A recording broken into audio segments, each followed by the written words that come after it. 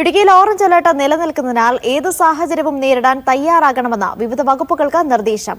ജില്ലയിലെ അഡ്വഞ്ചർ ടൂറിസത്തിന് നിരോധനം ഏർപ്പെടുത്തി. അതിശക്തമായ മഴയിൽ പല പ്രദേശങ്ങളിലും വെള്ളം കയറിയിരുന്നു. കല്ലാറിൽ കനത്ത മഴയിൽ ഒലിച്ചുപോയ ടെമ്പോ ട്രാവലർ കണ്ടെത്തി.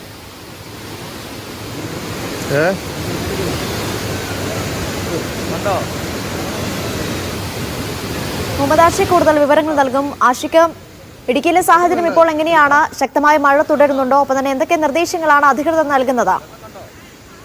ഇപ്പൊ മഴ മാറി നിൽക്കുകയാണ്. മഴ ഇതേവരെ പെയ്തിട്ടില്ല. നേരം പുലർന്നതിന് ശേഷം ഇതേവരെ മഴ ശക്തമായി തന്നെ പെയ്തിട്ടില്ല എന്നുള്ളതാണ്. വെള്ളം കയറിയ ഇടങ്ങളിലെല്ലാം തന്നെ വെള്ളം ഇറങ്ങിപ്പോയിട്ടുണ്ട്. അതേസമയം ഈ വെള്ളം കയറിയതിന്റെ ഒരു ഭീതിതമായ അന്തരീക്ഷം വ്യക്തമാക്കിയ രാവിലെ ഒരു ടെമ്പോ ട്രാവലർ ഒഴുകിപ്പോകുന്ന ദൃശ്യങ്ങളായിരുന്നു. ആ ഒഴുകിപ്പോയ ട്രാവലർ ഇപ്പോൾ കണ്ടെത്തിയിട്ടുണ്ട് എന്നുള്ളതാണ്.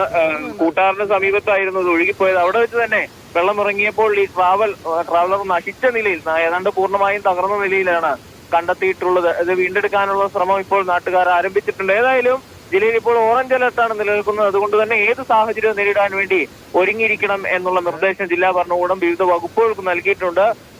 കളക്ടറേറ്റിലെ ജീവനക്കാരോട് എപ്പോൾ വേണമെങ്കിലും അവൈലബിൾ ആകുന്ന തരത്തിൽ ഹെഡ്ക്വാർട്ടേഴ്സിൽ ഉണ്ടാകണമെന്ന നിർദ്ദേശം ജില്ലാ കളക്ടർ നൽകിയിട്ടുണ്ട്.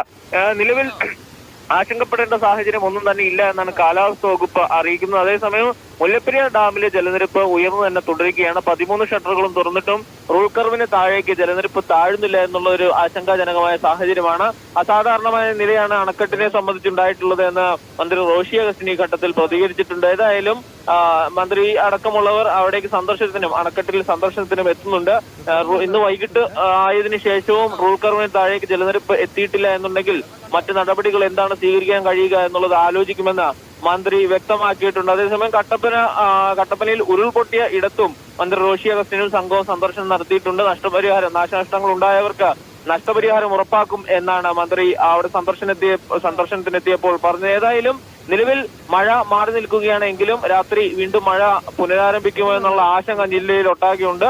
കനത്ത ജാഗ്രതയിൽ ജില്ലാ ഭരണകൂടം സർവ്വ നടപടികളും സ്വീകരിച്ചിട്ടുണ്ട്. അനീഷ.